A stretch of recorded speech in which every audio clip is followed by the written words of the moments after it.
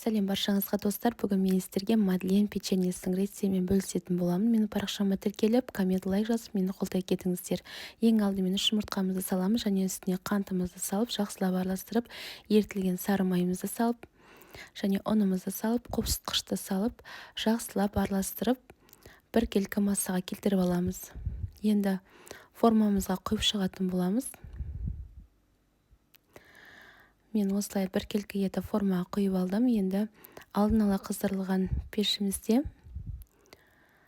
180 градуста 12-15 минутта пісіріп аламыз.